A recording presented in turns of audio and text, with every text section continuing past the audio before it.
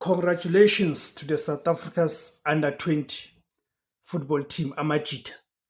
They've been crowned the Africa Cup of Nations under-20 champions. And this is the first time. This is the first of its own for under-20 to win this tournament. And by the way, if I'm not mistaken, it can go even through different divisions from the under-17 all the way to the under-23.